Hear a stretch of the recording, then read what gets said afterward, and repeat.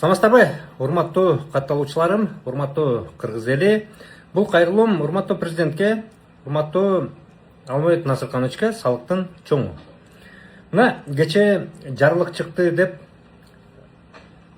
бүт жалпыга маалымдоо каражатында ушу салык боюнча бошотуу. IT тармагындагы адамдарды, ошол багытта иш кылган адамдарды, муну Кыргызстандын келечеги үчүн, өнүгүшү үчүн, бизнес тармагы өнүгүшү үчүн деп салыктан бошоттук, 5 жылга мораторий бердик, таптакыр 0 салык деп аны жарыя кылдыңыздар. Бардык жалпыга маалымдоо каражатынан өттү. Мага бул жаңылыкты менин иним Урмат Насыкулов деген жөнөттү. Кече өзүңүздөр көрдүңүздөр, ал киши барып ошол салыктын чоңу мен байкем болгон Алмамбет байке менен барып жолугуп, анан ошол жерде сүйлөшүп, анан айтып атат. Мынакей ошонун баары бошотулду. Анан аягында кошуп атат. Блогерлер дагы толугу менен бошотулду деп. Урматтуу президент, урматтуу Алмамбет Насырканович, мен блогермин. Мынакей 4-5 жылдан бери блогер катары көбү таанышат. Мен ошону аркалап, коомдогу көйгөйлөрдү чагылдырып келем, айтып келем, сүйлөп келем. Өзүмдүн YouTube каналым бар, социал тармактарда активдүүмүн, Instagramда, Facebook'та жана башка жерлерде. Кече мага керек болсо салыктын кызматкерлери дагы чалып, куттуктап, анан комментарий берип коесузбу деди да. Ошол экени мынакей жакшы деп алкыштап колдоп коесузбу деди. Анан мен айттым, мен колдой албайм, кечирип койгуладым, себеп дегенде оюм башкача. Мен карыманча түп тамыры менен блогерлерди салыктан бошотууга мен каршымын. Мен блогермин, мен каршымын. Эки себептен айтып келем. Биринчи себептен, буга чейин мен жеке ишкер болуп катталчумун. Блогерлик багытында мен жарнамалайм. Мына өзүңүздөр көрөсүздөр. Мен катталуучуларым көрөт.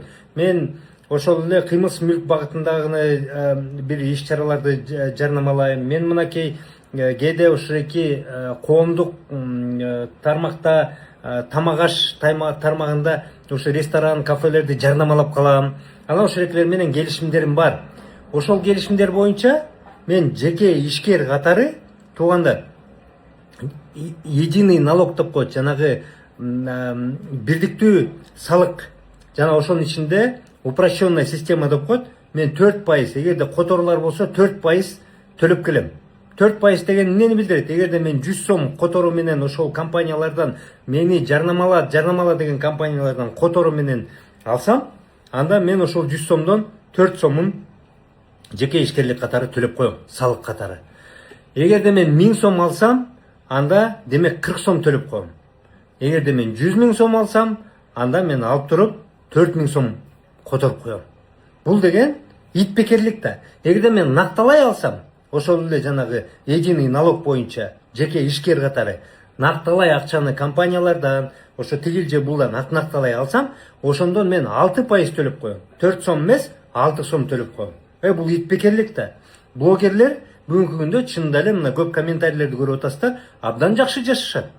Жанагы миллиондук катталуучулар бар блогерлердин тарыкчаларына кирип, же болбосо менеджерине чалып, тарыкчаң канча бир деп сурап көрсөңүздөр, $100 ылдый тарыкча табыңар кыйын болот.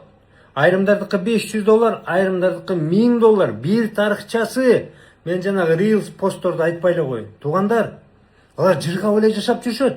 Биздин жашообуз мына мен жыргап эле жашайм. Мага контракт келгенде, буга чейин мына мен мисалга айтайын, Мубарак менен жанагы мен Мубаракты жарнамалап жүргөм 1 жыл бою. Ошол эки Мубаракты жарыялап жүргөндө биздин контрагыбыз бар болчу, ошондо котормо түрүндө мен алчумун акчаны. Ошонун 4%-ын мен мамлекетке салык катары төлөчүмүн. Айтып атпаймынбы, $100 төлөсө, $100 Мубарактан алсам, мен $4 салыкка которуп берип койчумун. Бул итбекер да, жыргал да болчу. Мынакей мындан ашып кеткен мен жыргал салык системасын мен көрө элек болчумун. Азыр болсо сиздер бошотуп атасыздар, сиздер экинчи нерсе кылып атасыздар да. Экинчи жана мен айтып кеткенде. Сиздер бул жоопкерсиздик мамилени түзүп атасыздар да. Блогерлер биз ошол эле жолду, ошол эле мамлекетте камсыз кылган коопсуздукту, ошол экенин баарын биз пайдаланабыз, колдонобуз. Биз жакшы жашайбыз.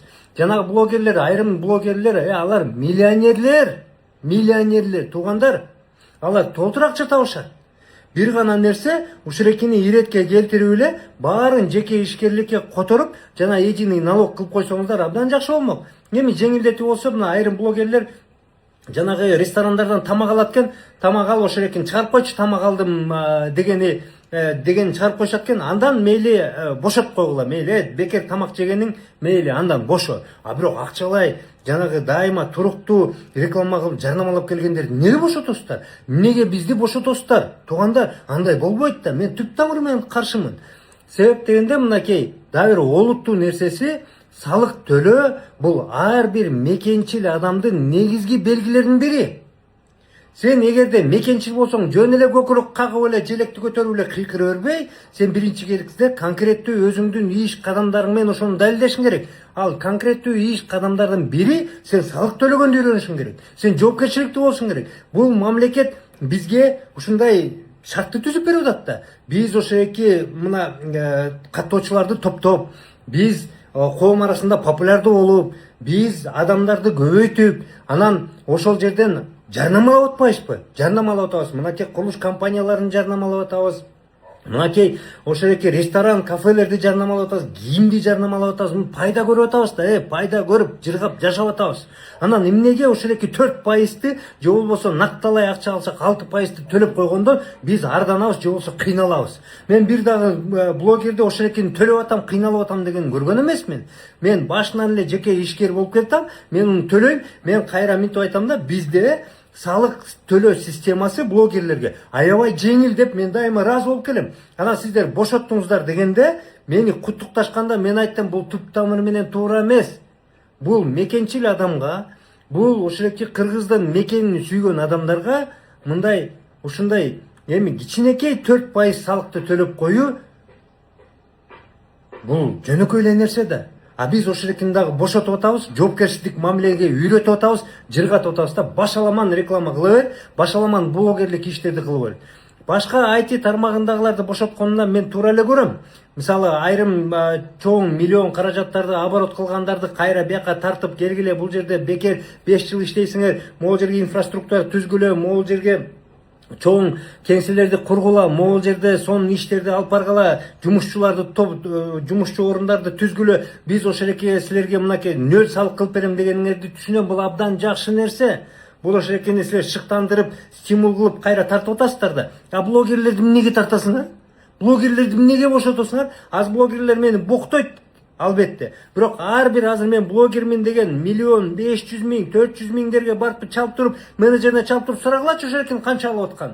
Жакшы эле табышат, Кудайга шүгүр табышат. Жакшы жашашат.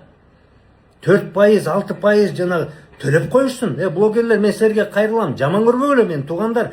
Бирок биз ушул өлкөдө жыргап аткандан кийин, ушул өлкөдө биз атактуу, даңктуу болуп, биз популярдуу болуп, элдин ишенимине ынанып жаткандан кийин төлөшүбүз керек. Төлөп койгула 4 сомду. 100 сомдон тапкан 100 сомуңардан 4 сом төлөп койгонуңар эчтеке болбойт.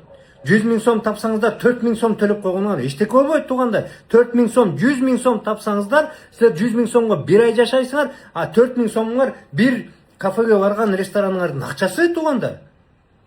Ошондуктан урматтуу президент, урматтуу Алмамбет Насырканович, түп тамыры менен бул демилгеңиздерге каршымын. Муну карап чыгууңуздарды суранам. Бизде салык, бул блогерлерди айтып атам мен, блогерлерди, башкаларды айткан жокмун. Абдан жакшы. Жеке ишкер болуп катталып аласың. Жеке ишкерлик сен көйлөгүң бар, 4%, 6% төлөп коесуң, 4-6%. 4% эгер котормо менен болсо, перевод менен, накталай болсо 6%. Абдан сонунда. Эмнеге бошотуп атасыңар? Бошотпогула. Туура эмес. Туура эмес. Башка блогерлер дагы, аттуу баштуу адамдар дагы бул оюма кошулат деген үмүттөмүн. Жеткирелик келгиле ушу президентке, Алмамбет Насыркановичка ушул оюбузду. Бошотпогула туугандар. Рахмат.